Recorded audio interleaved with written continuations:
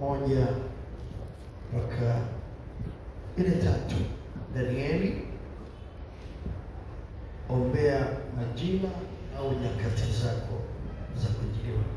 Danieli 9:1 mpaka 3 anasema hivi 1 mpaka 3 anasema, katika mwaka wa kwanza wa Dario mwana wa Usuero wa uzao wa Omedi, aliyetawazwa kuwa mfalme juu ya miliki ya Ukaldayo, katika mwaka wa kwanza wa umiliki wake, mimi Danieli, kwa kuvisoma vitabu nalifahamu hesabu ya miaka ambayo neno la Bwana lilimjia Yeremia nabii kutimiza ukiwa wa Yerusalemu, yaani miaka 70. Sikia sasa, alipojua ile miaka 70, kitu gani Danieli alifanya? Anasema, nikamlekezea Bwana Mungu uso wangu ili kutaka kwa maombi na dua pamoja na kufunga na kuvaa nguo za magunia na majivu. Danieli aliposoma kitabu cha nabii Yeremia,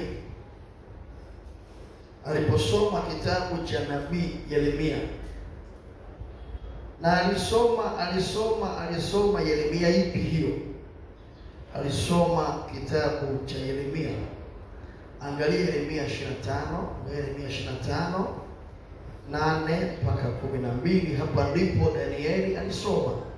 Yeremia 25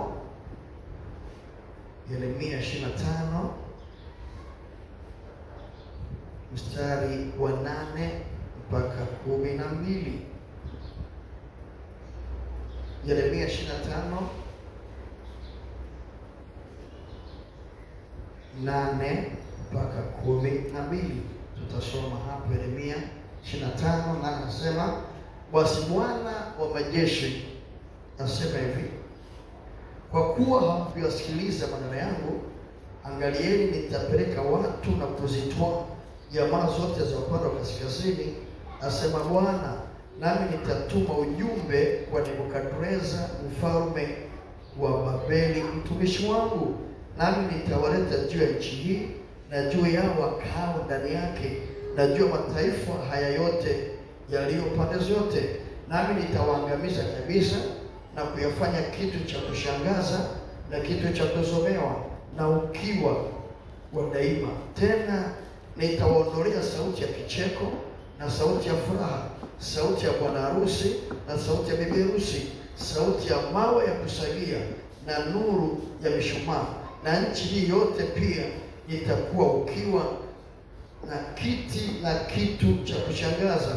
Nayo mataifa hayo watamtumikia mfalme wa Babeli miaka 70, na itakuwa miaka hiyo 70 itakapotimia, itamwadhibu mfalme wa Babeli na taifa lile, asema Bwana, kwa sababu ya uovu wao. Niishie tu hapa.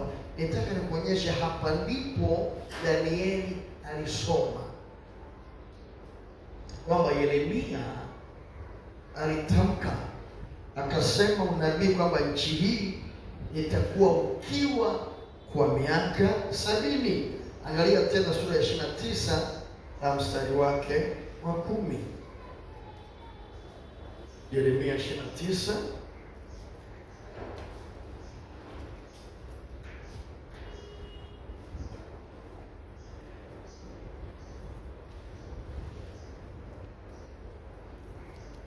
29:10 anasema, maana Bwana wa majeshi asema hivi, Babeli utakapotimiziwa miaka 70, nitawajilia ninyi na kulitimiza neno langu jema kwenu kwa kuwarudisha mahali hapa.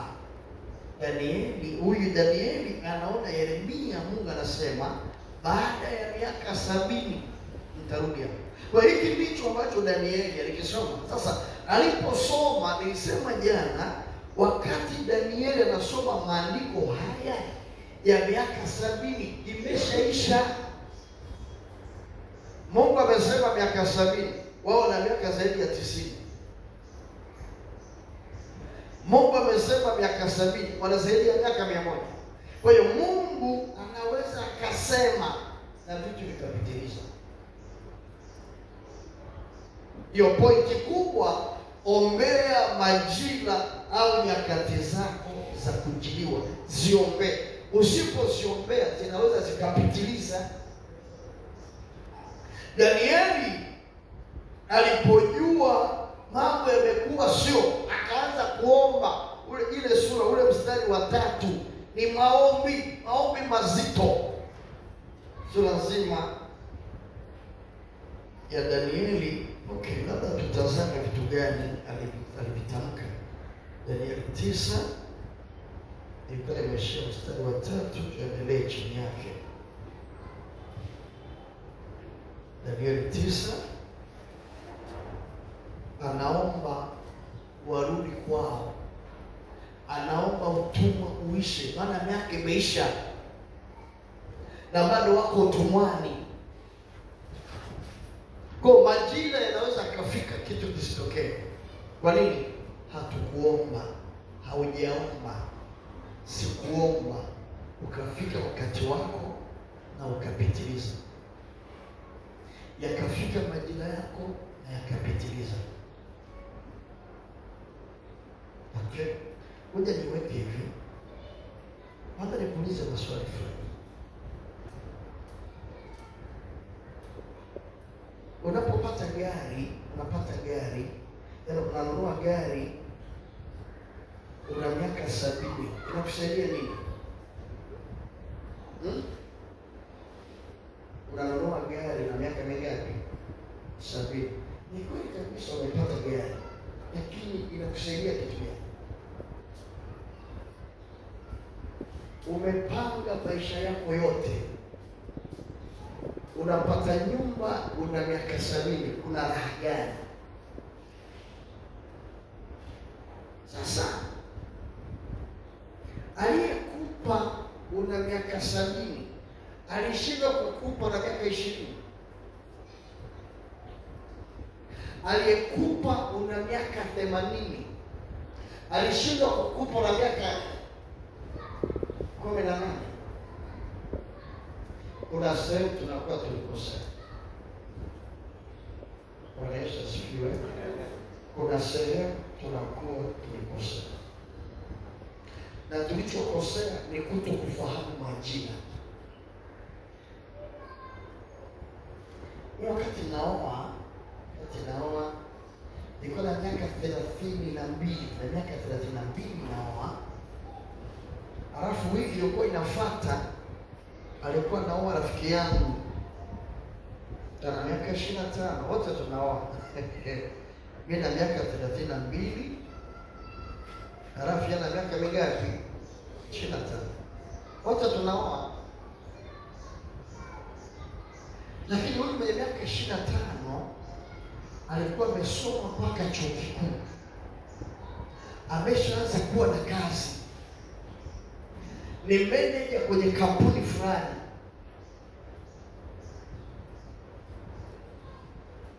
Kapanga nyumba yote, siela ipo. Kwa nini? Kwa sababu kasoma, amepata kazi. Ukishasoma ukapata kazi na wewe mwanaume, kinachofuata nini?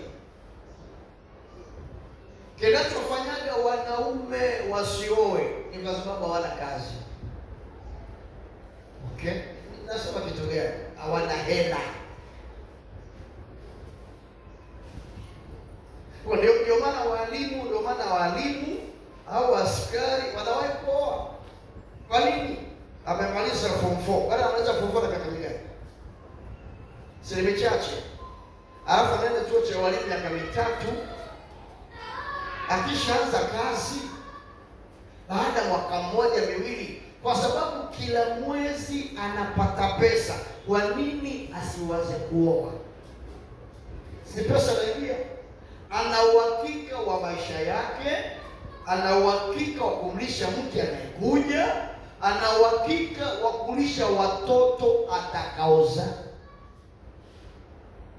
Lakini huyu mwenye miaka 25, mwenye miaka 30 mpaka miaka 35 ambaye hana ajira inayoeleweka, anaoa ili mke wake ale nini? Kokoto.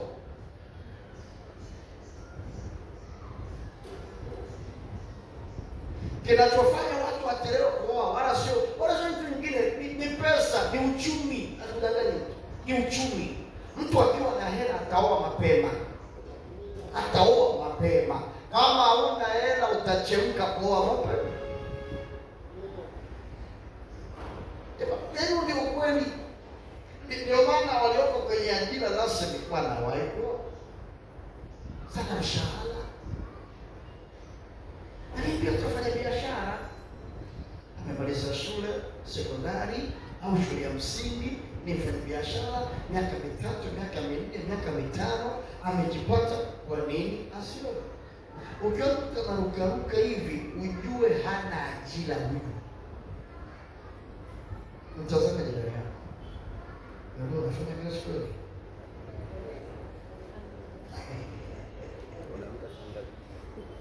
Unafanya kazi wewe.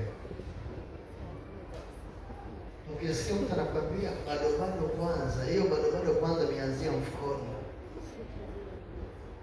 Naanzia hapa. Na hii miaka ni mibaya kuliko miaka ya zamani. Binafsi hata mimi unakuja kuchumbia binti yangu, lazima nikufahamu. Kwa sababu nimegharamia eti. Sio, unaelewa nimefanya nini? Yaani mimi nisomeshe msichana mpaka chuo kikuu. Alafu unakuja cha kutumaini huna, ila damu ya Yesu peke yake. Sikupi mtoto. Hautakula damu ya Yesu.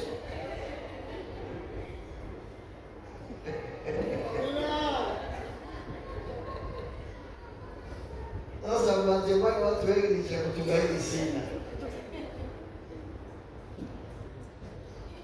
Narudia tena. Ukiona mzazi anakukatalia usichukue binti yake, tafasiri yake wewe ndio ueleweki.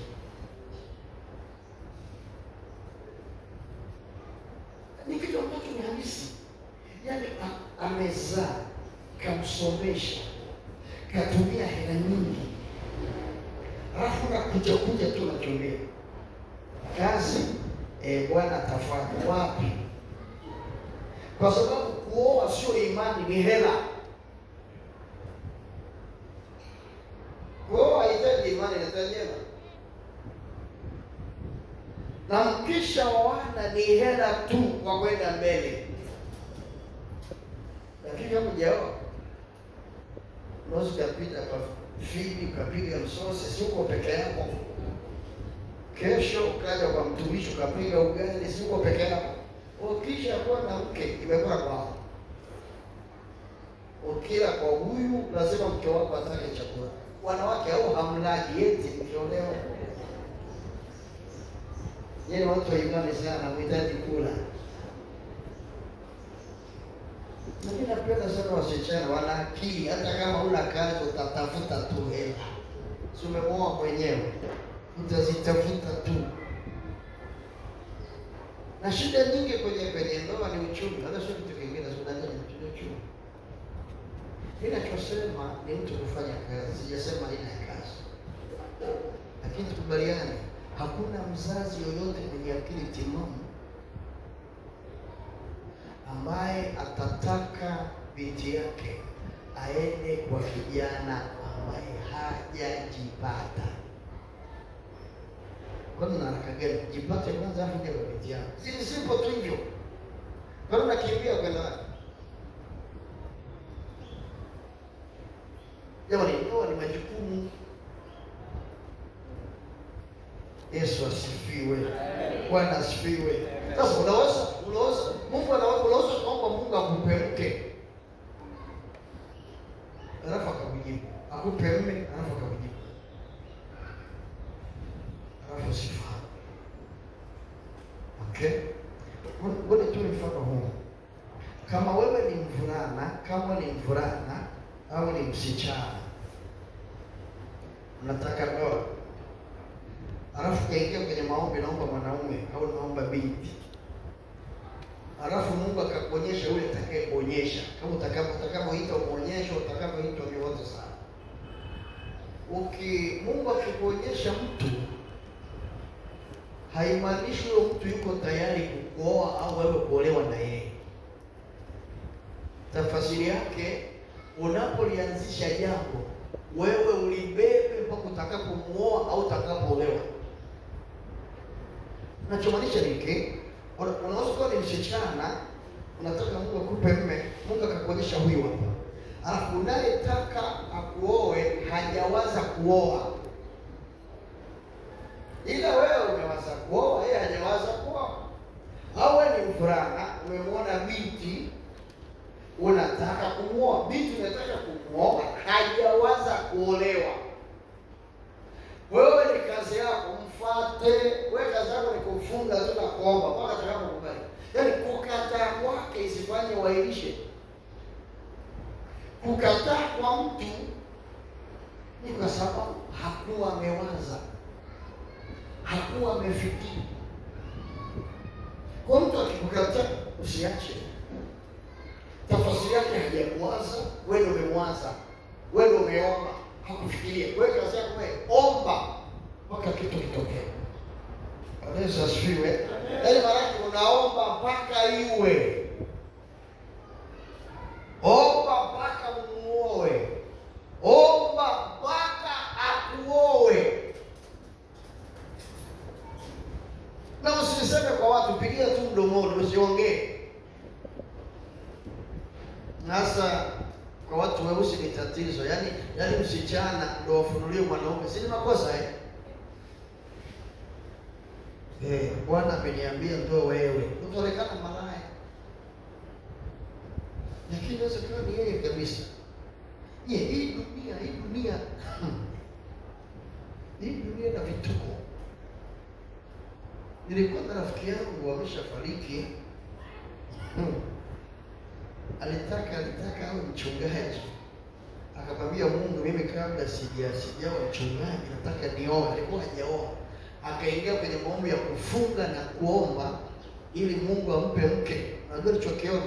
Mungu alimwonyesha mke wa mtu. Ungekuwa ungefanyaje? Mke wa mtu akaonyeshwa ndio mke wake. Sasa ndio naenda kwa mzee wa kanisa na hizo akili zako ndogo. Natokezea kwa Kiswagara, nimeonyeshwa fulani ndio atakaye ndio. Sipata kutenga rafiki yangu. Mwambie rafiki yako, acha kusema vitu vyako. Mwambie tena, acha kusema vitu vyako. Mwambie tena, acha kusema vitu vyako. Mwambie vitu vyako ni vitu vyako, sio vitu vya watu. Sasa kwa mfano uje uniambie, mtumishi, Mungu amenionyesha na muoe mke wako. Sitakupiga risasi dakika hiyo hiyo. Na nikikuwa na dhambi gani? Na mbinguni naenda. Yaani hakuna dhambi ya kukuua unataka kumuomba. Sina dhambi. Na inawezekana kabisa ikawa ni kweli. Inawezekana. Lakini sasa umewahi, yaani ndio kama yule jamaa yetu Musa aliposikia tu ana wito. Upako umejaa, ana nguvu, ana mafuta. Akakuta Mwisraeli anapigwa na Misri, akakamata, akanyonga, akafika, akafuka kwenye mchanga. Kesho yake anaenda kuwaona rafiki wake, akamwambia safi sana, karibu, asante. Unataka tuwe na sisi kama ilivyoua jana. Akashangaa tena, akaanza kukimbia. Kwa nini? Ile pressure ile ndio ilifanya akimbie na karibu miaka 30 ya watu. Yule rafiki yangu alikaa kimya, akafunga mdomo. Unasemaje kwa watu Mungu anakuonyesha mke wa mtu? Baada ya mwaka si mwanaume alikufa rafiki yangu. Halo. Umesikia kituko cha mwaka? baada ya mwaka mwanaume alikufa fefufu, alikufa yarafui, alikufa mwanaume akafa kifo.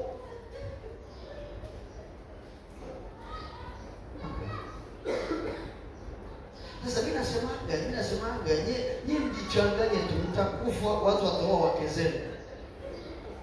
Nyinyi mjichanganye tu, mtakufa, wataolewa na waume zenu. Sasa Mungu afanyeje? Mpagani, hausali, utakufa.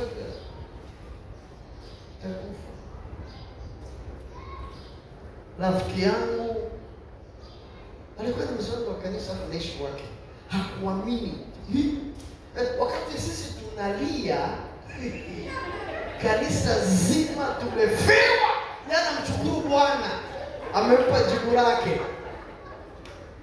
Ndio ndio vituko.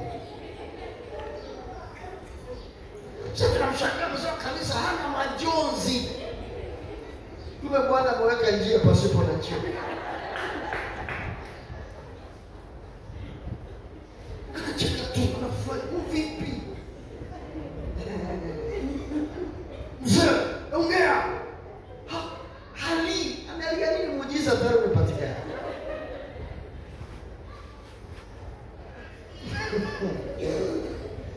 Angalia rafiki yako ndiye na vitu.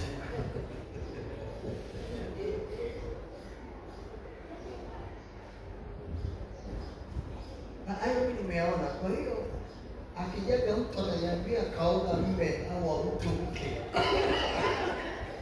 na kumbukaje nataka ijirudie ile nyingine mimi. Sikatani. Wao unajua vituko duniani ni vingi. Hapa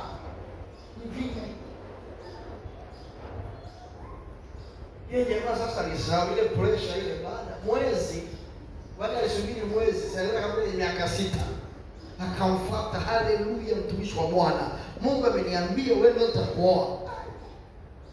Alafu kafiwa. Baada alikumbuka, alilia, alipiga kelele, jamani. Mzee wa kanisa alitoka mbio kwenye kile chumba. Mbio. Kumbe majina bado ya kusema. Amuongea kabla ya wakati. Akujua majina ya kujiwa kwake. Kaongea mapema. Mama kapiga kelele. Lakini yeye anapiga kelele kama Musa. Wakati anaongea moyoni, alijua miaka miwili huyu atakuwa mke wangu. Alafu kwa sababu alisemeka kakauka. Alipofiwa kapata muujiza. Kwa nini asiseme? Anasema kwa yeye ndio muujiza, lakini kwa huyu ni jaribu kubwa duniani. Unaweza kupata jibu, kumbe ni jaribu. Hakurudiaga tena. Alikake kimya. Alikuja kuvianzisha ni mama mchungaji, akamwambia wewe hana njoo hapa kaa. Mbona huoi? Mama mimi bado mimi. Akamchomekea, sasa uniombe. Mama mchungaji akasema wewe nakupenda, ngoja nikuombee. Akaingia kwenye maombi siku ya kwanza, ya pili, ya tatu. Na yeye akamuona mama yule sasa ameshafiwa. Akamwambia njoo. Mungu ameniambia mke wako ni Monica. Ni mama Epi. Jamaa mmoja kafanya kumbe sikukosea. Kaambia hili mama nilimwambia kidogo alitoa na kisu. Sikafiwa. Kwa ndugu zangu, majina na nyakati ni kitu cha muhimu sana. Kwa hiyo hapa angalia hiyo kitabu hicho cha Danieli 9 na maombi haya. Hata tusiposoma ili niongee, pointi yangu ni hiyo kwamba Danieli alifahamu majira yameshafika na yamepitika.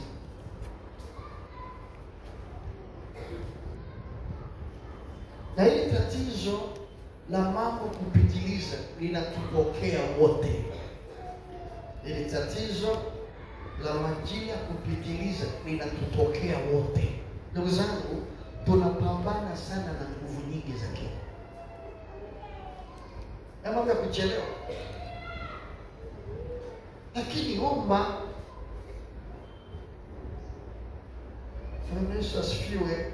Mtu mmoja alisema bora ufe na fikra hai kuliko kuishi na fikra zilizokufa.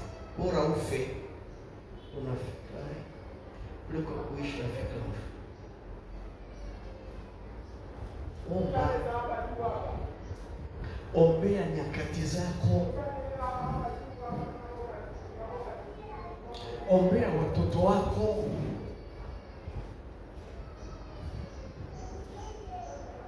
Ombea ndoa, ombea uchumi. Hata kama hauna kazi, ombea kazi yako.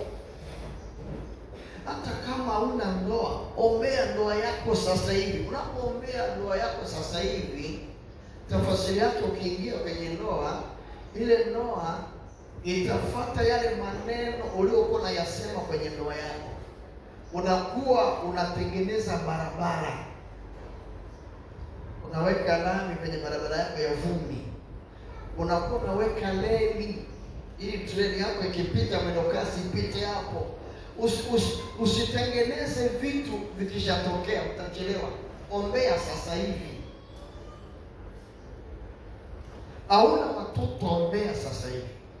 Hauna mume, muombee sasa hivi. Hauna mke, ombea sasa hivi. Hauna kazi, ombea sasa hivi.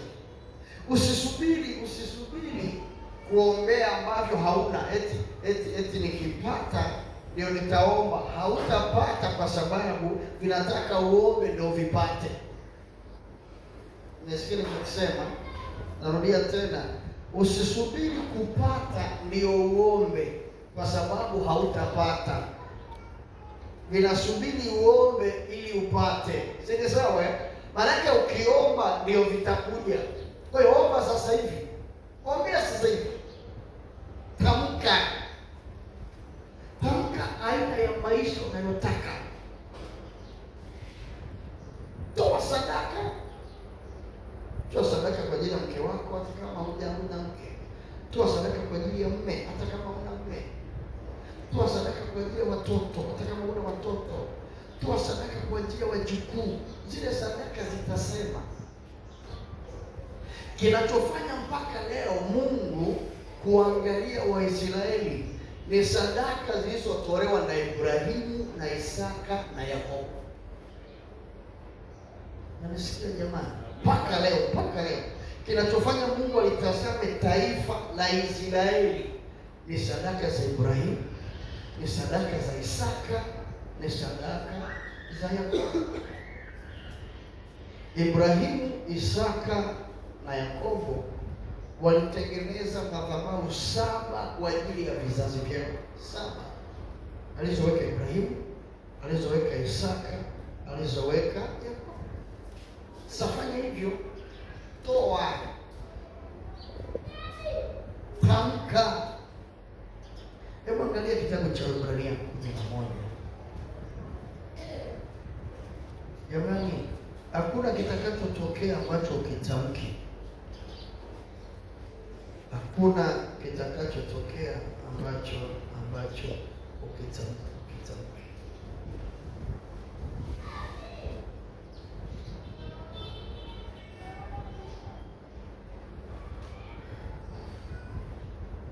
Angalia hiyo Ibrania 11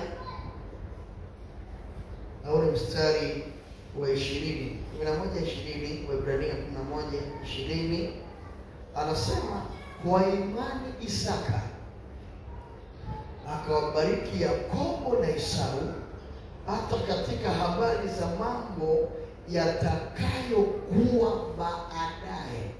Kwa imani Isaka akawabariki Yakobo na Esau katika mambo yatakayotokea baadaye. Tamka baraka kwa watoto wako. Tamka baraka kwa wajukuu, tamka baraka kwa vitukuu. Nilisema jana, usiangalie leo watoto wako wakoje, achana na hiyo. Ndugu zangu, iko hivi, unapozaa watoto ukawalea Mungu anavyotaka uwalee, kule mbele wakipotoka, umemaliza kazi yako. Umesikia nilichosema? Nasema hivi, ukizaa watoto ukawalisha, ukawavisha, ukawasomesha, ukawapa malezi ya kiroho ambayo Mungu anataka uwape, alafu wakafika mbele wakaacha imani, nataka nikuambie isikuume, ulimaliza nafasi yako. Ulimaliza nafasi. Unachotakiwa kufanya sasa hivi, usiumie kwa ajili yao, wasikuumize, kwa sababu wakikuumiza wewe umeshawazaa, wana miaka 20, wana miaka 18, stress za nini? Mtoto wako, nilisema jana, akiwa mwizi, akiwa malaya, akiwa jambazi, akiwa tapeli, nafasi yako ni kumuombea hicho tu, maadamu ni kwako. Hiyo ndio kazi yako.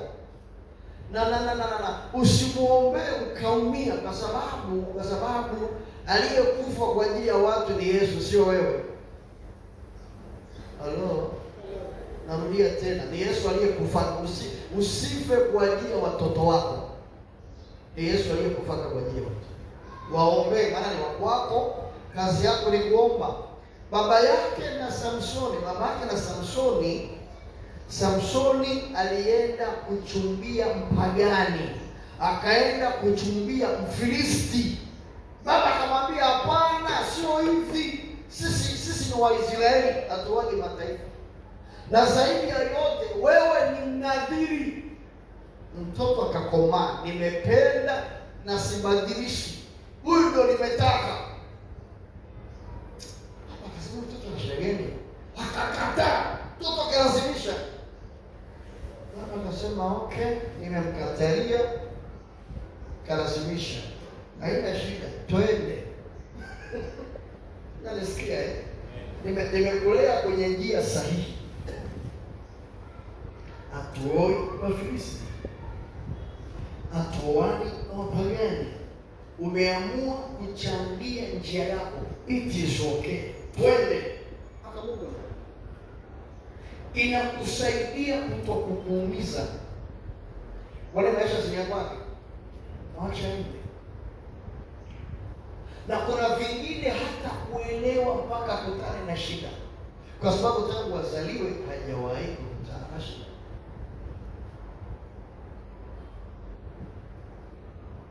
Siku moja kule Ulaya, mtoto mmoja wa kizungu anaangalia TV, nikawa nasema kule Afrika njaa inaua.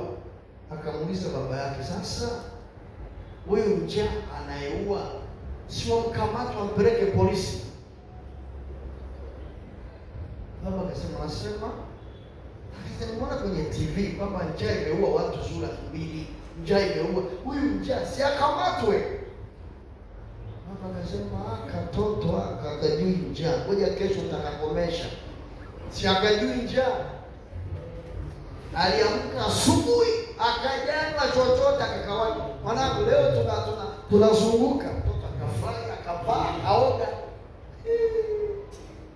Walizunguka ile nchi kuanzia asubuhi. Ule muda wa chai, baba yuko kwenye spidi. Kufika kama saa 8, mtoto anamwambia baba, nasikia kama natetemeka. Bado hajui kama ni njaa, nasikia natetemeka. Zaka imeanza. Akamwambia haina shida. Kufika kama saa 10, mtoto akakaa, akisimama miguu yote inagongana. Baba, mimi naishi takuwa naumwa, twende hospitalini. Naumwa yeye. Na mbona nikisimama naanguka? Akaambia sasa Umekula chochote? Sijara. Ujana okay.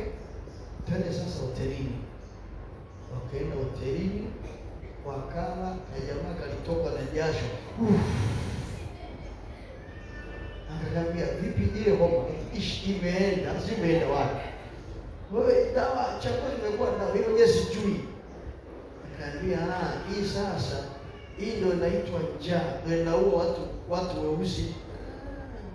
Nilikuwa sijui hii ndio njaa. Hii ndio njaa. Sasa matoto yetu haya kizunguzungu, siku nyingine ndiasibishe njaa. Siku moja ashinde njaa. Siku moja akalime.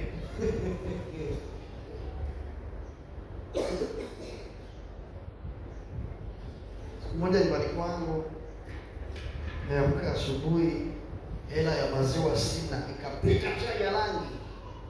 Sasa sikuwa hapa nchini, niko nchi nyingine. Watoto wakaniuliza, kwa hiyo mzee, leo umetupikia dawa ya kienyeji? Nikamwambia, dawa iko wapi? Si hapa. Yaani ndio mara yao ya kwanza tangu wazaliwe wanaona chai ya rangi. Wananiuliza, kwa hiyo mzee, leo umetuletea chai, umetuletea dawa ya kiasili mezani kwetu? Nikamwambia, hii ni chai, kaza haijawahi tokea. Hiyo wanaona na sukari. Na bado wakajua ni dawa. Kwa nini? Tangu wazaliwe ni chai ya maziwa. Yesu asifiwe. Hawa watoto wetu hawa ni makosa kula wanachotaka wao wale. Asifiwe Yesu. Ni makosa watoto wako kula wanachotaka wao kula. Wanatakiwa wale wanachotaka wazazi kula.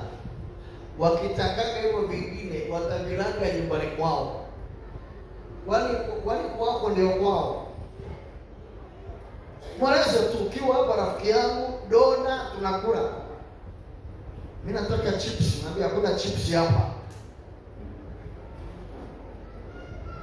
Changanya, leta ugali wa muhogo pika.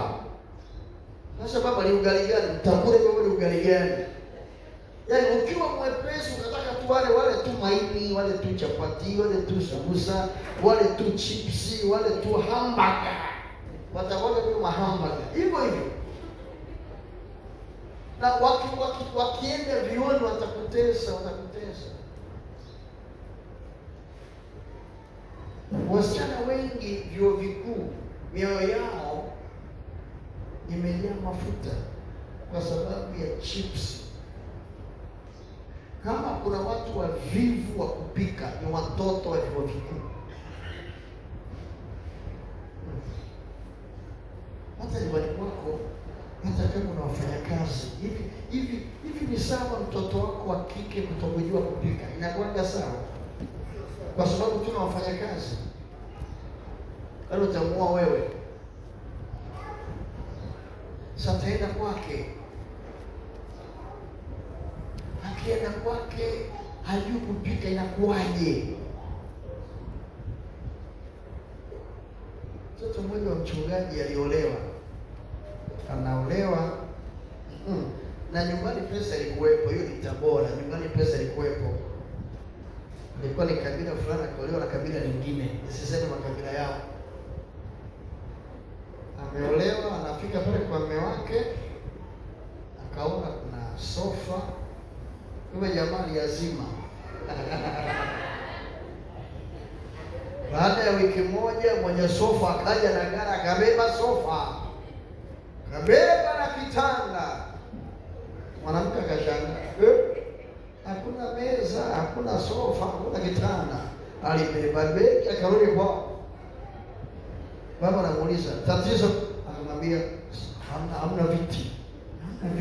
Kwa hiyo si hapa vipo, mimi sitoki hapa. Ilibidi baba aende kwa fundi. Akanunue makochi, sofa tazipo. akanunue makochi ampe binti yake, ndio akarudi nyumbani kwenye nyumba ya mchungaji tena. Sasa jamani, hiyo ndio sawa? Mwizi wako wewe wako umemfanyaje kwa?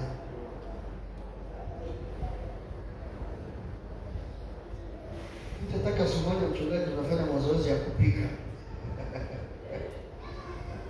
Naita wasichana wote wiki hii, wasichana wote kuja mazoezi ya kupika. Siku nyingine wavulana wote pika.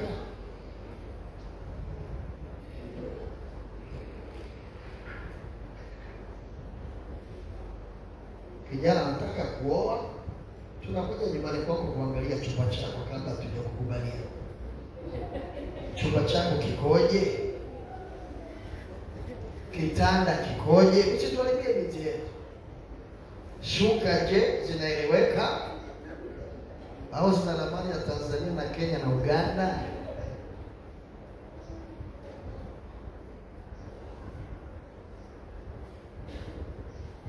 Ni vitu sahihi.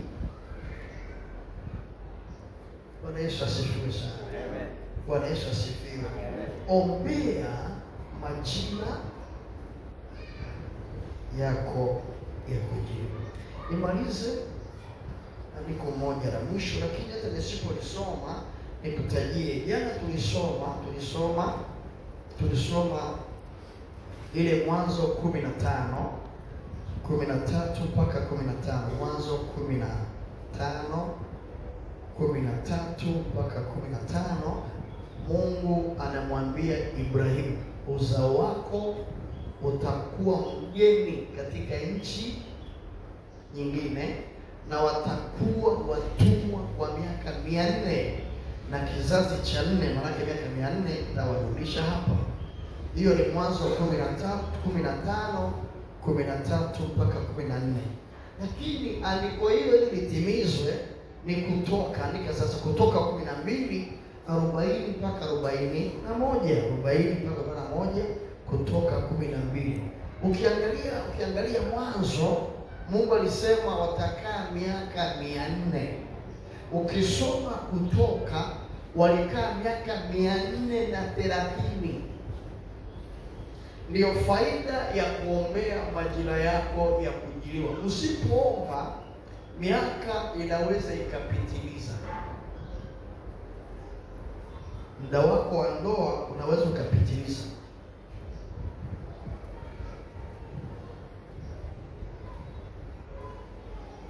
Muda wa kuoa unaweza ukapitiliza. Muda wa kuolewa unaweza ukapitiliza.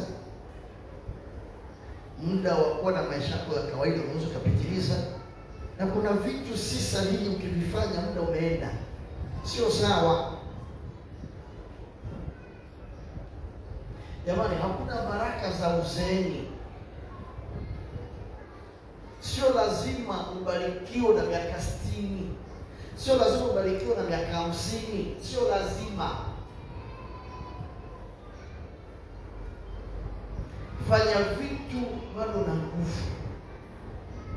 Fanya vitu na nguvu. Zaa watoto na miaka michache. Vingine utahitaji nguvu za maombi ili usife. Si ndio? Ana miaka 40, huyu sasa tuombe anaweza kapitiliza. Mambo gani sasa hayo? Sogeza tu mapema haraka.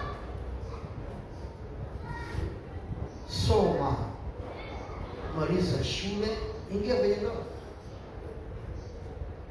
Oa, olewa. Usimalize chuo tukakaa miaka mingine 5, unakosea sana. Na kama kuna kitu hatari ni kuoa msichana aliyemaliza chuo alafu akapata ajira akakaa miaka 5 ndio unaenda unaoa mwanaume kama wewe. Yaani ambaye ametoka chuoni akapata ajira, akawa mwalimu, akawa manager, akawa mkurugenzi, akawa daktari, akawa askari. Akishaanza ajira anatafutaga yeye mwenyewe ni mwanamke, alafu anatafuta binti wa kazi. Si ni sawa Si ni mwanamke? Ni mwanamke kama anatafuta binti wa kazi nini, hawabize wao, mkiona tu natazamana hivi, nataka apike na yeye kasubiri ulete mfanyakazi. Kwa nini? Alikuwa na mfanyakazi kwake. Au umeoa tu najua atanipikia, ameshasahau alikuwa na mfanyakazi. Nyakati, majira, anachosema mhubiri ni kweli, kila jambo na wakati wake. Sisemi wasiolewe, nataka tu nikupe pointi yangu, acha kuchelewa, fanya vitu kwa wakati. Majira huwa yanapitiliza, yakipitiliza yanazaa vitu vingine. Sasa hivi hata mjini watu wanazaa kwa operation kuliko vijijini. Ni kweli eh? Yaani hapa mjini wanawake wanazaa sana kwa operation kuliko vijijini. Zamani mtu alikuwa akifanya operation, maana yake ni mfupi wa kimo, kwamba kwa miaka umri kimo hiki ana mtoto mkubwa alikuwa anapasua. Lakini sasa hivi wasichana ni warefu, ila wakizaa operation. Kwa nini? Ni ile ya unapata mimba alafu unapata likizo kazini, unakaa tu naangalia tu season, unakaa tu chumbani kwako, mazoezi hamna, kutembea hakuna, huendi kokote, hata kufua umeshaweka binti yako afue, hata kusafisha kila kitu amsafisha. Lakini wanawake wa vijijini, yaani anaweza kazalia shambani sasa anaenda tu kazini na jembe, ameenda kulima, kaenda kufunga, kaenda kupakua miogo, anapata uchungu, anasa nini? Yale mazoezi, ile kwenda shambani, ile kulima, ile kutwanga, ile kuchota maji, ile kwenda mtoni, ni mazoezi. Bila kukaa mjini tu nakaa tu TV. Unajua je watu? Unajua? Lakini pia chakula, watu wa vijijini wanakula tu chakula vizuri. Sisi wa mjini ndio hivyo, mafuta tu mengi. Halo. Bwana Yesu asifiwe. Bwana asifiwe. Ombea majina yako, nitakusaidia. Baba yetu na Mungu wetu, asante. Tunakubariki kwa machache haya, ukiyafanya kuwa mengi. Nibariki kanisa lako, bariki ndoa, bariki watoto, bariki uchumi, katika jina la Yesu Kristo, amen. Asanteni na Mungu awabariki sana.